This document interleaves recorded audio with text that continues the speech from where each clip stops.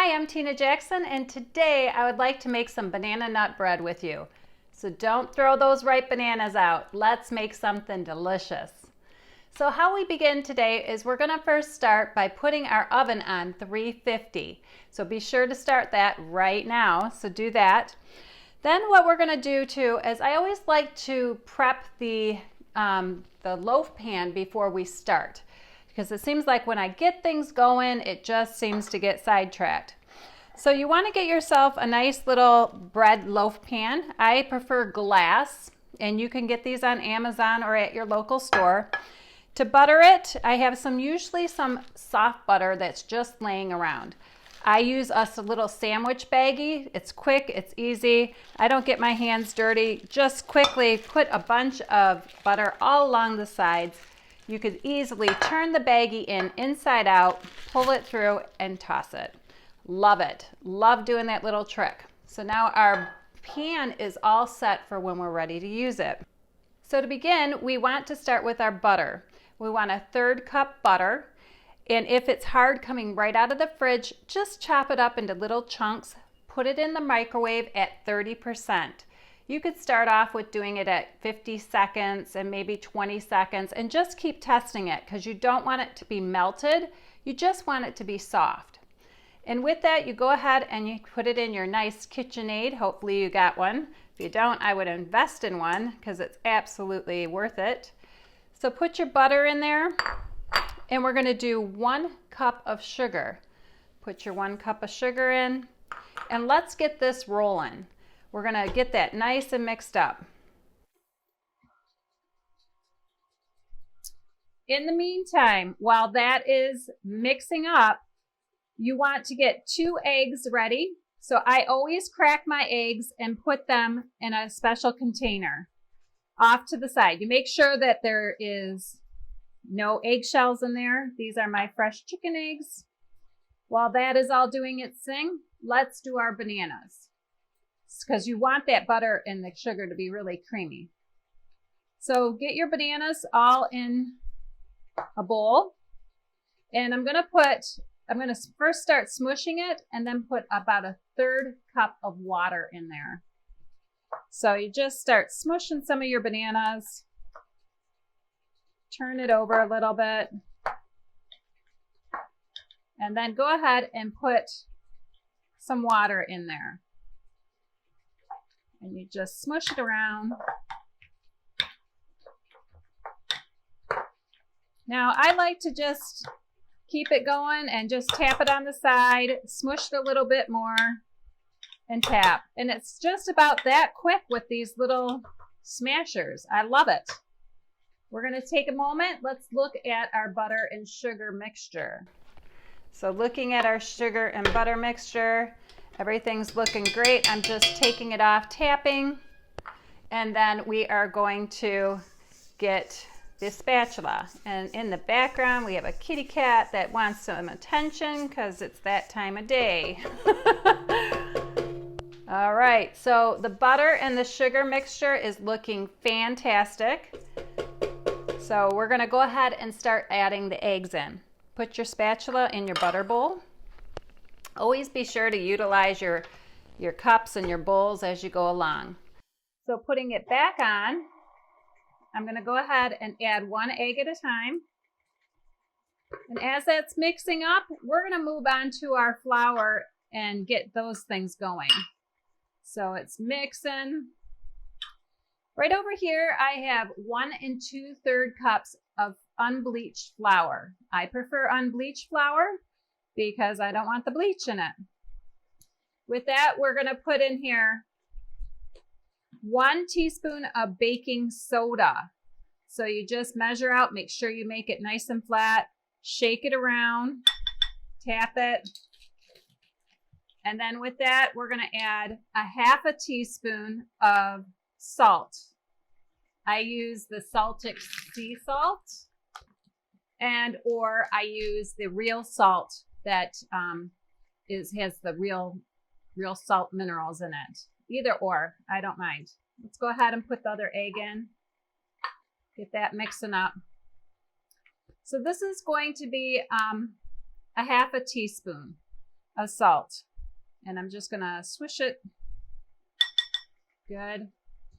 Let me get my napkin. I'm just gonna wipe this off really good. And then we're gonna use baking powder, a half a teaspoon of that. Please make sure that the baking powder you are using does not have aluminum in it. Be sure to check your ingredients. A lot of different baking powders have aluminum, and you don't want that aluminum. It causes Alzheimer's disease. Okay, so we're going to take a moment. Let me just take a quick peek at this. It's looking fantastic. I can just show you. It's just all mixing up, just nice and gooey. I am going to scrape the sides again, just to make sure that the butter and the sugar are mixing quite well. Do another tap, tap, tap. Squish it off. Now it's time for me to add, I'm going to add some banana extract. I prefer to use this. You can use vanilla. You don't even have to use any. I just like to get that extra kick going. It smells delicious. I'm going to do a teaspoon of it. Now I could be using obviously this one, but I'm going to actually stir it with that one. So it would be 1 teaspoon. So I'm going to put 2 of these in because this is my 2 teaspooner. And close that up. Let's turn this back on. While this is mixing again, I'm going to take, you can use a fork or something and just swoosh everything around. Just swish it around. And sometimes little messes happen. It happens. It's okay. Okay, that's all mixing up together. Time to put your mashed bananas in. So we're going to just put that down. Scoot this in. And I'm just gently just swishing it on in there.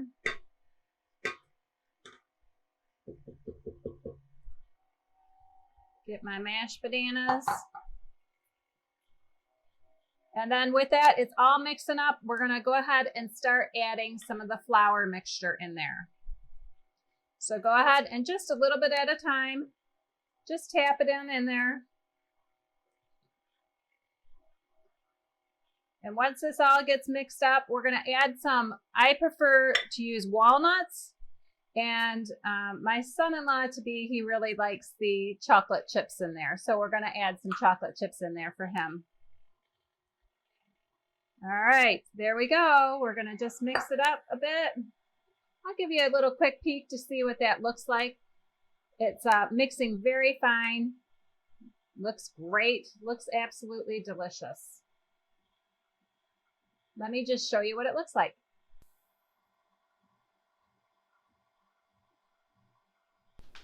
Okay, at one point, I'd like to stop it just a moment. Go ahead, lift it up, scrape the sides one more time. And just scrape it up. Get anything on the bottom. A lot of times on the very bottom, in the middle, some of these bowls have an indentation in them. And so I just like to really just scrape all around there and just do one more quick little beat. It's not going to take long for that last beat. Just to flip it around one more time because we still have to add our nuts in. These are pretty fine nuts. I do add them right on into my KitchenAid. But if it doesn't work well for your mixer, go ahead and hand mix it in. It's okay. Either way. My chocolate chips, they're the mini chocolate chips. And this is just about a half of a cup as well. This is what's left. And I'm just going to toss those in there too. Okay. Again, you can mix these with your hand and just a spatula. It works just as fine. I don't seem to have a problem with my mixer doing it. My mixer doing it just does just fine. Okay, I'm going to lift this up. Go ahead and tap it a few times along the side. And scrape the sides of my bowl. And just scrape it around, mix it around one more time. It looks absolutely gorgeous. Now it's time to just put it in my pan. And just gently just tap it on in there, and we're going to put it in the oven for, it's going to, in an hour, I'm going to take a look at it. It's not going to be done in an hour, at least at my altitude. Different altitudes of where you live will affect your baking and cooking. But at mine, in an hour, it will not be done, but I am going to want to cover up the edges of it from burning because the center is not going to be done. I've seemed to, since I moved to this newer location, it just cooks differently. So we're going to put this in the oven for an hour and I'll check back with you. All right, what we're going to do now is we're going to take a quick peek at the banana nut bread, and this has been in there about an hour. So I'm going to take it out, and usually it's not done. Okay, so we're going to give a little test. I usually use a knife, stick it in. It's still very, very gooey, which is usually how it is. I'm going to wipe that off. I'll use that knife again. Then what I end up doing is I take some tin foil, fold it in half. I sort of kind of just measure it out. I sort of want to just get the center area. I do a little snip, snip, cut it down the center.